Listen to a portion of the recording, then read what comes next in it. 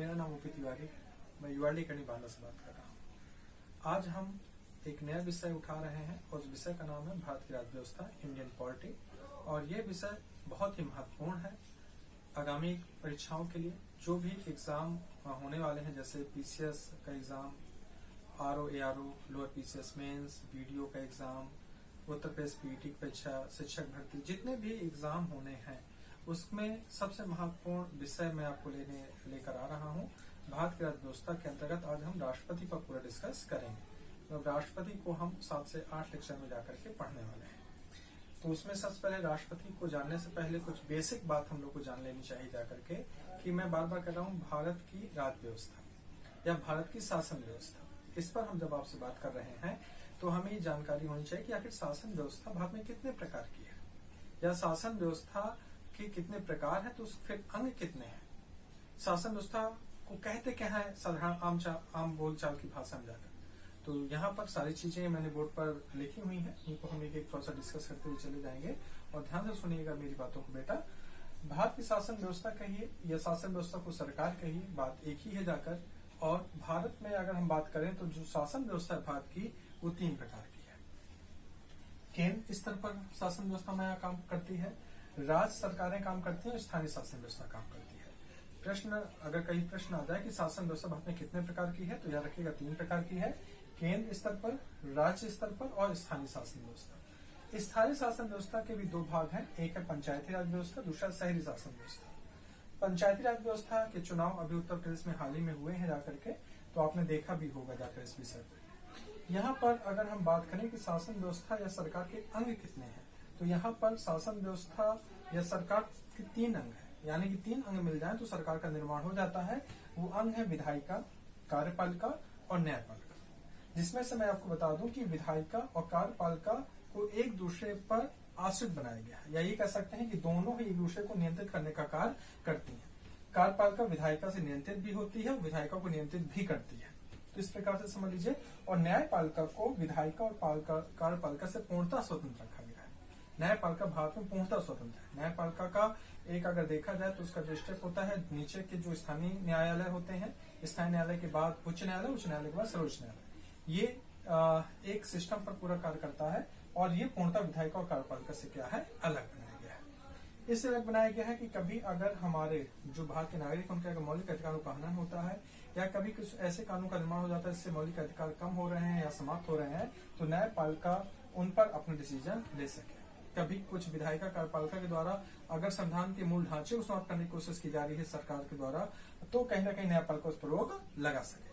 तो संविधान को बरकरार रखना, संविधान के मूल अस्तित्व को, आत्मा को बनाए रखने का कार्य न्यायपालिका को यहाँ पर दिया गया है। इस कारण से इसको न्यायपालिका को पूर्णतः स्वतंत्रता प्रदान की गई है। यहाँ पर हम लोग एक एक डिस्कस करेंगे। पहले थोड़ा समझ लेंगे विधायिका क्या होती है, कार्यपालिका क्या होती है, इसके बारे में समझेंगे, फिर हम लोग आगे के चैप्टर राष्ट्रपति में चलेंगे। तो इतना तो समझ आ गया ना बेटा। कभी पूछा जाए कि सरकार के कितने प्रकार हैं, तो भारत में केंद्र सरकार, राज्य सरकार और स्थानीय शासन व्यवस्था।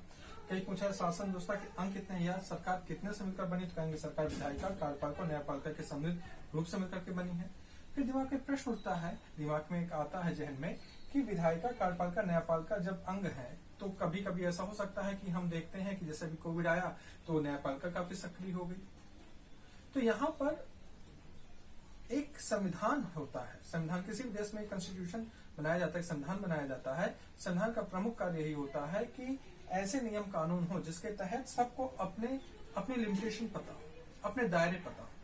विधायिका की कितनी शक्तियां हैं, विधायिका कहाँ तक अपना कार्य कर सकती है, कार्यपालिका की कितनी शक्तियां, उसके कितने कार्य हैं, उसका कार्य क्षेत्र का दायरा कितना है, न्यायपालिका की ताकत क्या, उसका कार्य क्षेत्र का दायरा कितना, ये सब हमारे संविधान में लिखा हुआ है। संविधान इन तीनों के बीच बैलेंस बनाने की कोशिश करता कि कोई भी किसी के कार्य क्षेत्र में इंटरफेयर न करे, कि टकराव न उत्पन्न हो।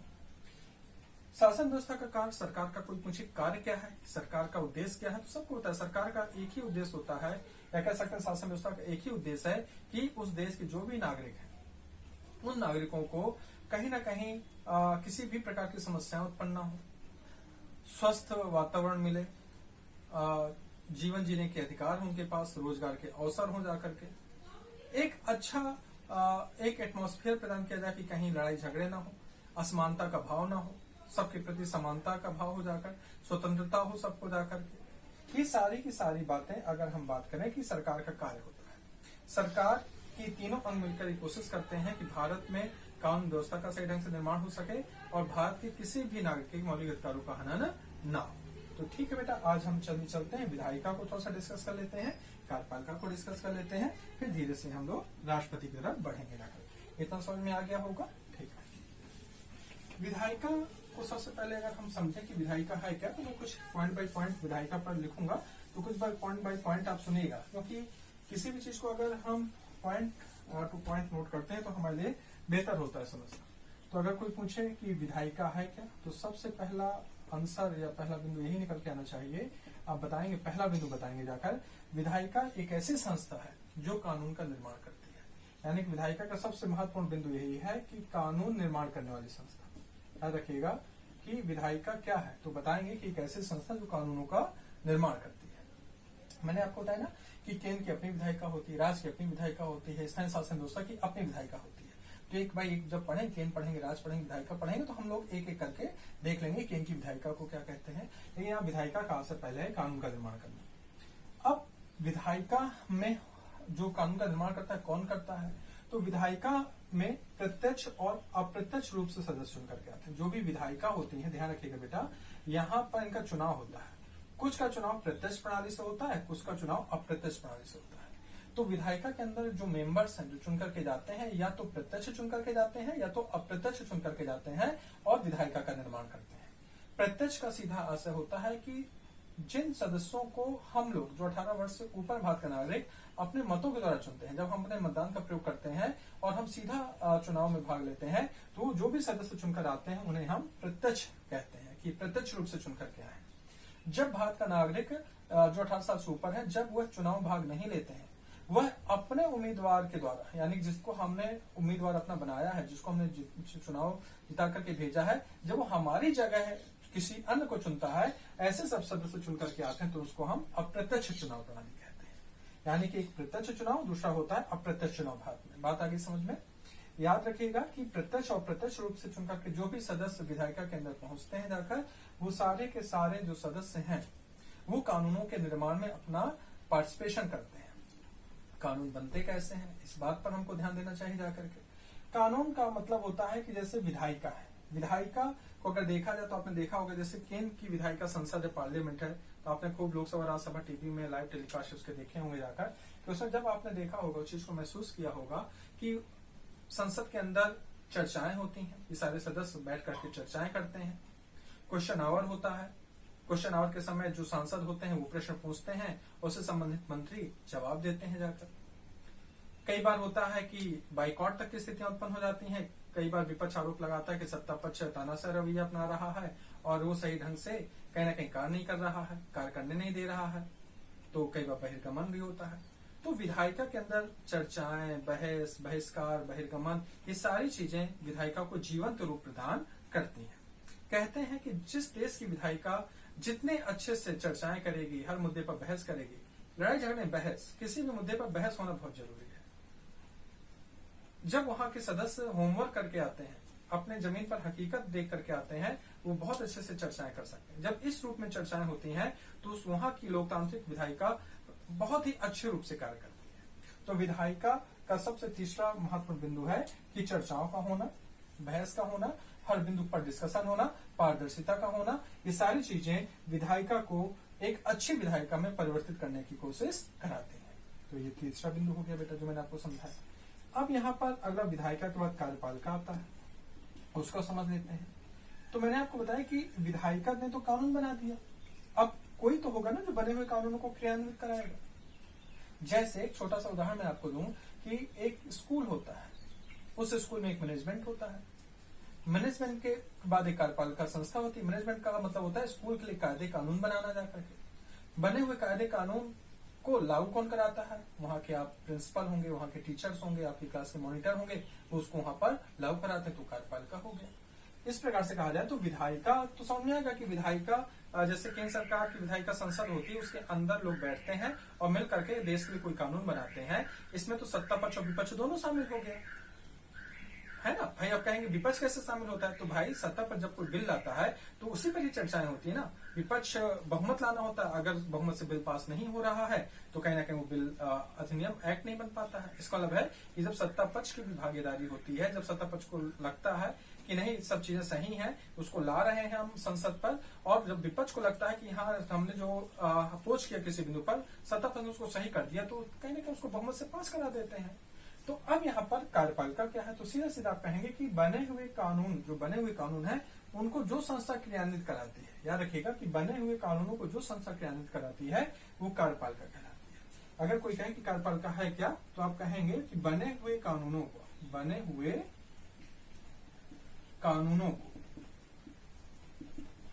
क्रियान्वित कराने वाली संस्था कार्यपालिका कहलाती है। ठीक है। प्रश्न पूछा जाएगा कि क्या कार्यपालिका जो चुन करके सरकार आती है, कार्यपालिका में देखिए राष्ट्रपति होते हैं, उपराष्ट्रपति होता है, प्रधानमंत्री होता है, मंत्रिपरिषद होता है, सारे लोग जो होते हैं क्या ये तो बहुत ताकतवर होते हैं।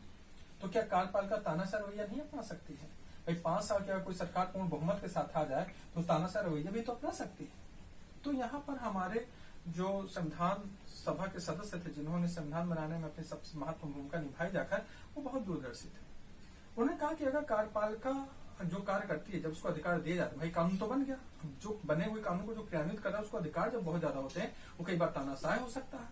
तो उसकी तानाशाही को नियंत्रित कैसे किया जाए? तो उन्होंने कहा कि भाई ऐसा किया जाए कि विधायिका और कार्यपालिका को एक दूसरे पर नियंत्रित किया जाए, एक दूसरे पर आश्रित किया जाए, यानी कि एक दूसरे को कंट्रोल करे। तो पहले तो विधायिका और कार्यपालिका को ऐसा बनाया गया, जब आप पूरा संविधान पढ़ेंगे तो ऐसा आप देखेंगे कि विधायिका और कार्यपालिका को नियंत्रित किया गया है, एक दूसरे पर नियंत्रित है जाते हैं।